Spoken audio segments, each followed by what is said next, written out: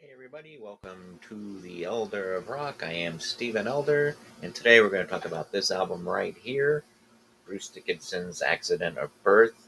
This came out in 1997. This was actually his fourth solo album, believe it or not. I had to double check that one.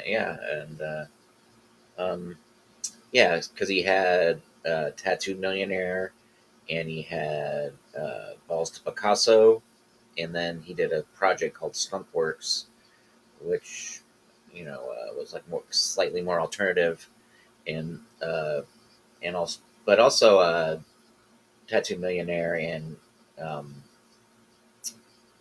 Waltz to Picasso were more were like kind of like a real departure for him from Iron Maiden. Of course, Tattoo Millionaire was made while he was still in Iron Maiden, so that maybe was to be expected of him doing something more along a departure for that. So it was like kind of traditional rock and roll. Balsa Picasso was kind of more of that, maybe more in the deep purplish, maybe type of hard rock vein. And then, like I said, Skunkworks was kind of an alternative kind of thing for him. But this one, Accident of Birth, uh, he kind of decided to do more of a heavy metal album. Um, it was his second collaboration with Roy Z, he worked with on Balls to Picasso, and it marked and like it was like I said, more of a return to his maybe heavy metal roots than the other albums. And then, as well as Roy Z. Dickinson, he was also joined by Adrian Smith on this album. So that's pretty cool. So that kind of gives you an idea of maybe the vein of the album there when you hear that. And then, of course, they returned Iron Maiden in '99. But because of the success of this album, he would continue to work with Roy Z on his other solo albums, Chemical Wedding, Tyranny of Souls, and his latest, The Mandrake Project.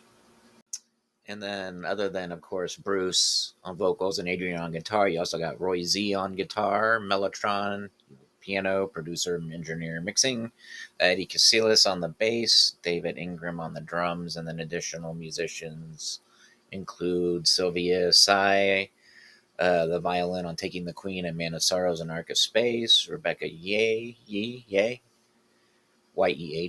cello on Taking the Queen, Man of Sorrows, and Ark of Space. Richard Baker, piano on Man of Sorrows. Production wise, you have Stan Katianam, engineer, mixing at Brooklyn Recordings, Los Angeles, except tracks 2, 6, and 9. Joe Floyd, who also is I think, the guitar player in Warrior. If old 80s band, if you don't know them, check them out. They're cool. Maybe I'll do a show on them. Engineer mixing on tracks 2, 6, 9 at Silver Cloud Recordings. Then you have Greg Fiedelman and Tom Bangart were the assistant engineers, and Greg Fiedelman, Fiedelman, Fidelman, as being engineering some other projects, or maybe even producing some other projects. I recognize that name. And Norbert Newfeed, string arrangements. And so we check out inside here. Of course, there's that. That's the cover. That was the U.S. one. And just some cool pictures, little cool pictures of Bruce. Um, you got some lyrics here. You got another picture of Bruce. I think and then you got that with Bruce and Adrian. Kind of cool. Um, there's a big picture of that. Another one of Bruce and Adrian, kind of leaning into the reunion thing with them, which was good. And then there's some more of there's actual album credits right there, like I just said. And so pretty cool. Another good picture of Bruce. And this is my. Yes, yeah, that's it. I got this at Circuit City. Circuit City, of course, doesn't have anything. I guess all the. There's a very faded receipt, but there's some Circuit City. Blast from the past. For those who know, you know. So before we talk about the album more, though, let's talk about the artwork a little bit. As you can see, it's here, and it's got a little jester on it. And it was produced by Derek Riggs, who, of course, did all the famous classic Eddie album covers, singles, posters, T-shirts, and all that stuff. And they actually jokingly referred to this character here as Edison, or Eddie's son. So, there you go. And now there actually ended up being 4 different versions of the album cover. Originally, the artwork showed Edison graphically emerging from a man's stomach, but for the European release, the image was kind of cropped to remove. You just see Edison and not the guy's head, though the poster that came with it did have all that on it. And then the cover was deemed too explicit for the U.S. market, so they just have they just have this one, which is, of course, I got this. I got this at Circuit City. You remember that store? Believe it or not. And and then so it was released with that artwork, and then 2005 re-release used a different image for the cover, showing the puppet nailed to a cross. The image had previously been used for the Man of Sorrow single. That was a Japan-only release. And the extended version of the album features the original unedited artwork with the head of the man from whom Edison is person clearly visible. And and I found 4 different versions of this as well, but I found a couple of ones that they don't describe here. I think one was a Japan one, and one was maybe a Brazil one, and I'll be flashing those up. You'll see that. So the album was pretty well received by everybody, critically and fans.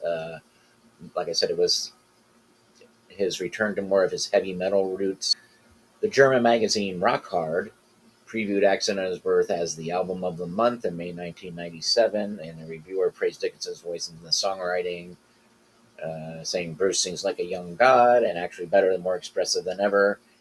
And it has based his songwriting on the milestones of his maiden years with his new old sidekick, Adrian Smith, coming at the right time to deliver the best material since Seventh Son of a Seventh Son. Yeah, okay, that's cool. Because after that was kind of weird. But Accident of the Birth was ranked number 338 in the Rock Hard magazine's book of the 500 greatest rock and metal albums of all time. And then the contemporary reviews were positive as well. Stephen Thomas Erlewine of AllMusic defined the album intriguing and better than any Latter-day Maiden efforts. True. Canadian journalist Martin Popoff, you may have heard of him, described Accident of the Birth as an unabashed metal record produced smoothly and firmly handed that it would have made an intelligent and ironically daring Maiden reunion record. So what do you got here? So yeah, that's cool. I agree. I don't know.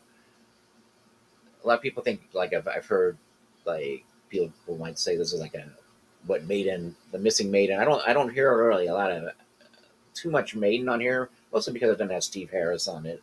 If Steve Harris maybe had played on these songs somehow, then maybe would have made an Iron Maiden record. But this is more, to me, like a straight out heavy metal record in the vein of like a Judas Priest or something. But anyway, so we have 13 tracks on here.